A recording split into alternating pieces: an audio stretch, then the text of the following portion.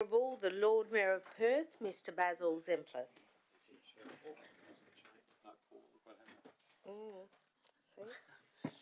Thank you, everybody, and a very good afternoon. Can I welcome everybody to the City of Perth Special Council meeting and formally declare the meeting open at exactly 4 p.m. The purpose of this meeting is for Council to consider the adoption of the annual budget for 2022-23.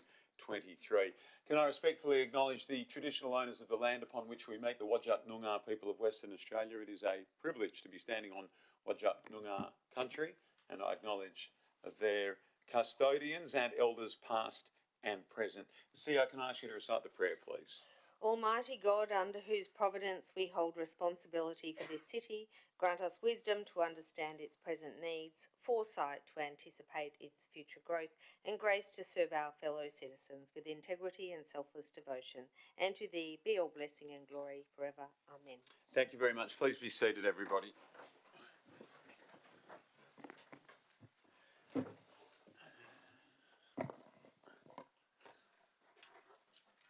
So can I ask everybody to note that in accordance with Council Policy 1.4, this meeting is being live streamed and the recording will be made available on the City's website following the meeting. We're going to go through attendance now, and in attendance today are the Deputy Lord Mayor Di Bain, Councillor Sandy Angie, Councillor Clyde Bevan, Councillor Brent Fleeton, Councillor Rebecca Gordon, Councillor Liam Gobbett, Councillor Catherine Leeser. Councillors, welcome. Great to have you here. In addition, I welcome the Chief Executive Officer, other officers, members of the public and any media who are not in attendance.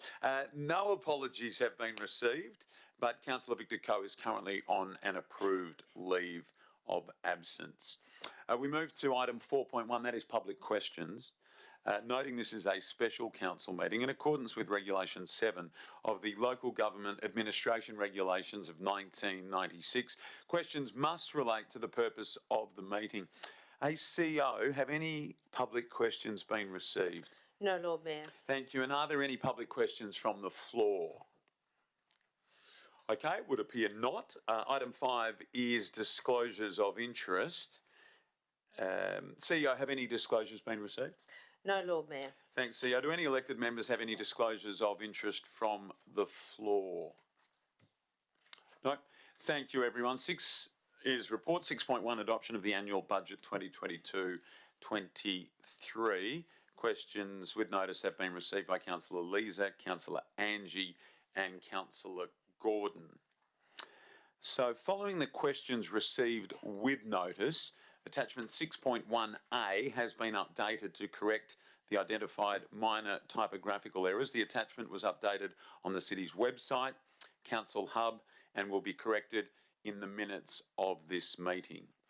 So I will now move the officer's recommendation. Apologies, Lord Mayor. Before you do, I've neglected to submit a disclosure of interest for Part 7 of the recommendation with regards to the heritage rate concession scheme. Okay. Being the owner of a property, able to apply for the rate concession.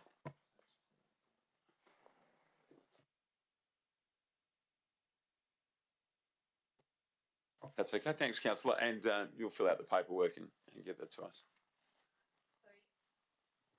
In order to deal with that, can that be dealt with separately so I'm not excluded from the entire debate? Through you, Lord Mayor, I think it's an interest in common with a significant number of ratepayers, and there is also an exemption under the Act for an elected member when we're striking the budget.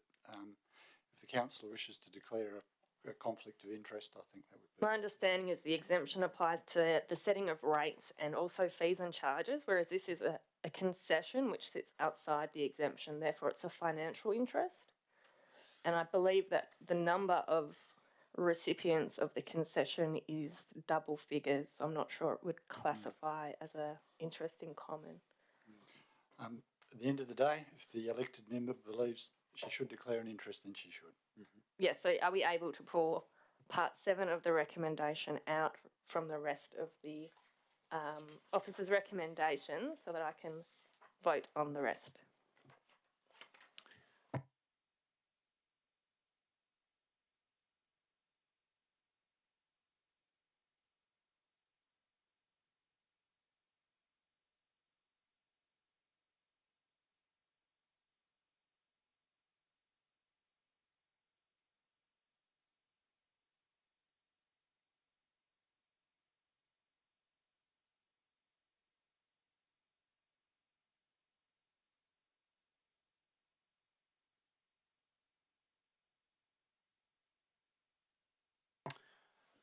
Okay, so what are we going to do then?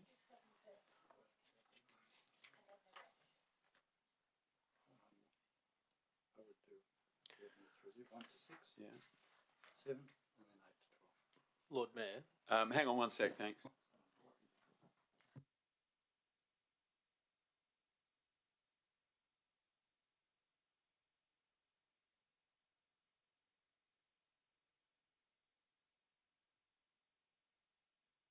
Yes, Councillor Fleet. I'm happy to move 7, and then you can make your budget speech moving the rest of the items. Right. Okay. All right, let's do that then. I'll second it. Councillor Fleet. Just wait for Councillor Gordon Thank to you. leave. Not going to get in your way. I'm not going to add anything. In a way, it's just like, you know, That's like fine. this to have been orderly and, Sure, yeah, it would have been nice budget. that's fine. You know. We'll just take a quick breather before you. Yeah, go your hardest, Councillor Fleet. Heritage concession, obviously we worked on this through the year through policy committee where we decided to keep some of the concessions in for one more year, and then we're shifting focus to those bigger grants rather than concessions applying just for the sake of it. So I'm happy with what's in front of us. And I have no more to add. Thanks. Thank you, Deputy Lord Mayor and Councillor Fleet. Is there anybody who wishes to speak against here? Anybody else for? All right, and Councillor Fleet. Exciting moments, isn't it? Let's put this to the vote then. All those in favour? Well, that appears to be carried unanimously. Come on back in, Councillor Gordon.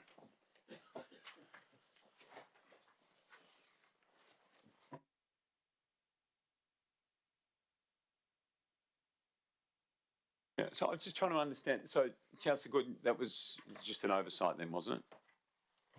Yes, apologies. Okay. All right. Not ideal, but these things happen. We understand. I guess we can all make mistakes, can't we? Right then. So, I will now move the officer's recommendations. Now, do I need to go through numbers here, or can we just do that with the exclusion of number 7? Okay, so I will move the officer's recommendation with the exclusion of number 7. Do we have a seconder? Thank you, Councillor Fleeton. So the City of Perth's budget for 2022-23, which we are considering here this afternoon, is a $261.9 million financial blueprint for our growing capital city. It's a responsible plan which includes city-shaping projects which will help us achieve our aspiration for Perth to be a livable, sustainable and prosperous city now and into the future. I want to thank in particular the CEO, Michelle Reynolds, our CFO, Michael Kent, all of our management team and indeed all of the City of Perth staff, and in particular our councillors for being so engaged and thorough in this process, along with our community.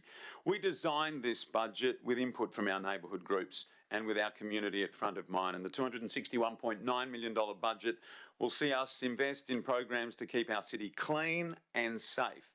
It includes important upgrades to street lighting and roads, as well as cycleways and shared pathways to give people sustainable options for getting around the city.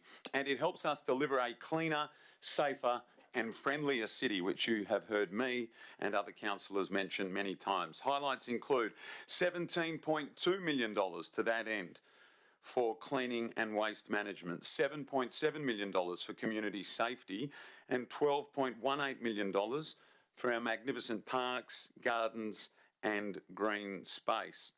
Our community significantly will also benefit from an $8.3 million set aside for sponsoring culture, the arts and community festivals, as well as a grants program for businesses. And I'm particularly pleased that we have committed $10 million to provide a world-class events calendar. Very exciting for our city to be the events capital of our state. Not only will it ensure Perth remains the events capital, but it gives us an opportunity to grow and gives us opportunities to attract visitors to our city.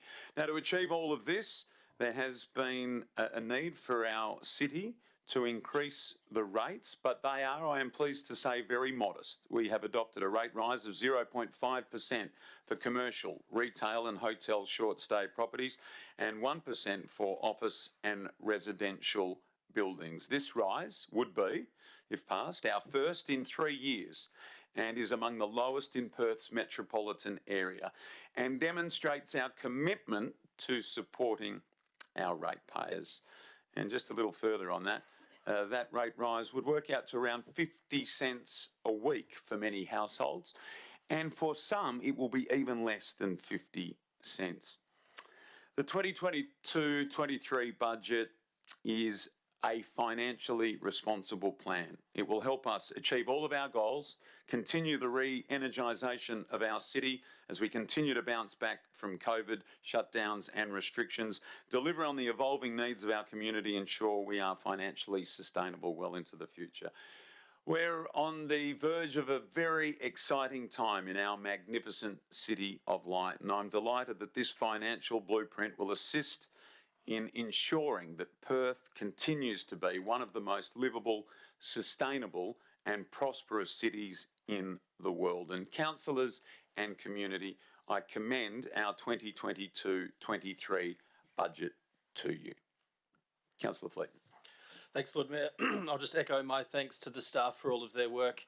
I'll just make a few contributions. Some might echo yours, some might be a little bit more pointed in the cost increases that we're having to pay for. There's no hiding from the fact that the last 2 years for Perth have been marred by lockdowns, border reopening delays and the obvious supply chain disruptions, which has resulted in Australia's highest inflation for any capital city, sitting at 7.6%. These impacts continue to hurt us and our ratepayers. I am proud of how we've worked together on pulling together a budget with 1% for residents and office, with hotels, commercial and retail only at 0.5%. It's important to note that these rate rises simply cover inescapable cost increases, and most of those have been delivered by the state. The Emergency Services Levy has gone up 5%, and the Perth parking tax has gone up by 1.5%. And for our ratepayers, that's an extra $300,000 alone for this year, taking our annual tax liability up to $17.7 million.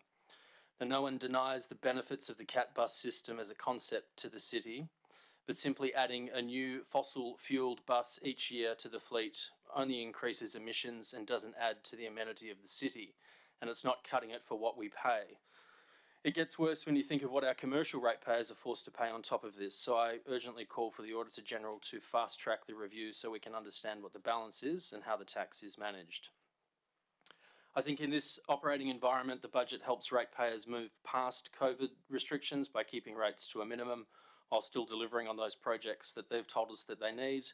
The Lord Mayor's gone through those, I won't repeat them. There is one point though, we can't drop the ball on the basic services that cost so much. When the state drops the ball, we often have to pick up the slack. If we do it, there's no one else there to do that. So our focus has to be on the basics first. I'm confident the budget is right for our environment externally, but equally in the internal in the administration on its journey. I understand the evolution to excellence. It does take time, and we do need to invest in that evolution that they're going through. Having said that, as council, we do recognise that the context over the coming year is going to change quite quickly. We do need to do more ourselves to make the city more vibrant. Given ratepayers are about to invest in $76 million worth of salaries, as ratepayer representatives, we are looking to the administration to help us with ideas and with action. I need to outline the priority areas for the next year that I'll be particularly looking at. It's the delivery of the new planning scheme, getting more out of our property portfolio, upgrading our technology capability to deliver efficiencies in the parking unit, but also across the whole organisation, and just as importantly, switching our focus from our inward planning to on-the-ground delivery. We've got some amazing assets across the city sitting largely untapped. City Place, Tattersalls, Langley Park, Riverside Drive, and vacant properties which could be better serving our community in different ways. We've also got areas of the city which need special attention through targeted economic development policies to incentivise new life. We simply cannot wait 3, 4 or 5 years for a new scheme. We need to change our thinking now so that investors, developers and other levels of government can have confidence in our council's plan for the future. I am supporting this budget, but I'm also mindful that we desperately need to shift our focus more outward and provide the city with the things that is needed to reach our full potential. Thank you, Councillor Fleeton. Does any member oppose this motion? Councillor Angie. Thank you, Lord Mayor. I will be voting against the budget this evening. I'm not going to move any motions to amend because I know most likely they'll be unsuccessful. We've had a number of engagement sessions and I respect the views of the Lord Mayor and the other councillors. However, I do have a different view on a number of matters. First, I do not believe we should have had a rate rise this year. At the May Council meeting, I voted against this rate rise, and so I'm being consistent. I believe further savings could have been found. With cost of living pressures in the news every day, people don't need a rate rise if it can be avoided, no matter how minor. Secondly, there are a number of items in the budget and allocations I don't agree with. One in particular is the balance between city-led events and sponsorships. I would like to see the city support others more to deliver a steady stream of events rather than the city embarking on delivering events itself. About 18 months ago, when we were first elected, I spent considerable time myself going through past council minutes on sponsorship decisions, analysing the impacts of these sponsorships and the attendance of people in the city and economic impacts. I found that for each dollar the city invested in a sponsorship, there was greater leverage through other sponsors and investment themselves, and found that in, say, $2 million worth of sponsorship, based on prior year data, we could draw close to 1.5 million people to our city. However, with city-led events, based on the information that I had, spending this amount of money ourselves would not draw nearly half as many people. Further, I don't think the city should be trying to pick a winner going after a major event ourselves. While I understand this was a decision of council at the December council meeting to allocate $3 million to major events and festivals with a maximum contribution of 60% to the total event budget, I believe we could get a better outcome by supporting others to deliver a steady stream of events, much like Minister Carey's grants. Rather than putting all of our eggs in one basket, we could go get more bang for our buck, so to speak, by going down this path. And it seems some of these views may be supported by the community. In particular, at a recent Property Council event, the panel signalled that a steady stream of events could be more enticing as opposed to one-off hits of entertainment. I also believe we could be more focused on delivering in our neighbourhoods, not just plans, but actually doing stuff. One example here, I heard just the other day of one of the community groups applying for a state government grant to install catenary lighting in their neighbourhood. I believe this is one of the simple things we could be doing for them. It's not that hard or that costly. I've seen it in Subiaco and other places. And my understanding is that this particular section of the community has been asking for this for about a decade. I won't go on. People have heard me talk about all of these things before, but for these reasons, I'm voting against the budget this evening. Thanks, Councillor Angie. Is there anyone else who wishes to speak for the budget? Lord Mayor, I've got some questions if that's okay. Are these questions additional to ones that were submitted? Correct. Okay. I just wanted to clarify through you, the CEO and the CFO, in our Can I just, Deputy Lord Mayor, before you ask the questions, ask why it is that you're asking those now when there's been so many opportunities to ask questions about the budget being considered? because I have the questions that I want to ask right now in the public chamber. Okay, so there weren't opportunities previous to this? I have asked questions in the past, yeah. Okay, all right. So I just wanted to clarify, if it's okay, on page 20 of the agenda, we've got parking operations at 65.9 million. And then on page 104, when you kind of dig down a bit further, it talks about the total revenue for parking. And I just wanted to make sure it was clear in my head, because I often get asked this question from ratepayers. What is the actual revenue from parking? So, CEO, would you like that to be directed towards the CFO? Please. Thank you, Michael. Thank you. Through the chair, councillors, the revenue is, as the Deputy Lord Mayor has stated, $65.9 million budget for parking fees. There is also in the vicinity of $6.8 billion that the city collects from parking infringements. So the totals as stated in the budget are correct, but one is isolating parking fees and the other is total income or total revenue from that business. Thank you. So, an apples for apples comparison is last year we received 70.8 million for parking operations, and so that revenue is down 7% on last year. Our forecast revenue. Are you clear with the question, CFO? I believe so, thank you. Through the chair. I don't believe that we are comparing apples with apples there. The city has not achieved a revenue upwards of $70 million from its parking fees since pre-COVID period. However,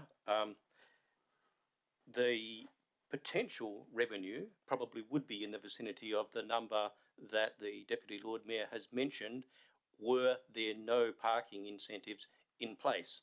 The council has chosen to offer parking incentives to activate the city, and unfortunately, as great an initiative as that is, it does impact the projected revenue. Okay, thank you. I might just take that number with you offline afterwards just to confirm that I'm right. The other question I had was on page 34. It talks about the debt service ratio being 31 point, the budgeted debt service indicator being 31.4. Can you? Sorry, DLM, what page was that one? Sorry, page 34 of 135 in our pack. Thank you. Is that number correct? Through the CFO. Thank you. Through the chair, that number is correct. As at today's date, on the 1st of August, the number won't be able to be calculated because the city will not have $1 of debt. Okay. And I think that covers my questions, Lord Mayor. Thank you. Thank you, DLM. Nothing further? No. So is this a question, Councillor Just Gordon? a follow-up question Yes. from one of my earlier ones, or just to understand the attachment that was reissued at 2:40 this afternoon. I just want to understand if the only changes made to that document were in line with the questions and responses. Okay. See you. To you, Michael. CFO, please. Thank you. Through the chair, I can confirm that there are no financial numbers or calculational numbers that are adjusted in the budget. It is simply a place where a percentage was transposed on one column of a table to the adjacent column, and a word which was incorrect in an infographic. Those items have been changed. Thank you. So is that's two typos, is that right? So we're all clear? Okay. Councillor Gordon? Okay, yeah, thank you. So is there anybody who wishes to speak for the budget? I'll speak for it. Thanks, you. DLM. First of all, can I congratulate you, Michael Kent, for all the work that you've done, putting some rigour into this budget, and it's great to see that we have a long-term financial plan, not just for the fact that it helps us with our budgeting processes here in council, but because the community, our paymasters, the ratepayers, can actually see that the city is thinking long-term. I do agree with a lot of what Councillor Angie said. I totally agree. There could be we could be more creative with what we're doing. We could be finding savings in other places, etc., etc. But unfortunately, that ship has sailed. We need to declare our budget for the next financial year. So I can't not vote for it because it's not perfect. But hopefully in future, maybe in the mid-year review or in future months, we can start writing some of the items that we collectively feel might need a bit more work. So thank you. Thank you, Deputy Lord Mayor. Is there anyone else who wishes to speak against the motion, the budget? Anyone else wish to speak for the budget? Okay, well, with that, I think I've said what I have to say, other than again thanking the staff for their hard work. We'll now put this to a vote. All those in favour? That's Councillor Leeser, Councillor Gobbett, the Lord Mayor, the Deputy Lord Mayor, Councillor Bevan, Councillor Gordon and Councillor Fleeton, and those against, Councillor Angie. And we'll declare that passed 7-1. Thank you. There being no further business, I will now declare the special council meeting closed, unless there is any further business from anyone, at 4:25 p.m. Can I thank you all for being here? And just a reminder to our elected members that the engagement session that is to follow is now being held on the 11th floor, everybody. Thank you, at the request of one of our elected members. Thank you. Please all rise for the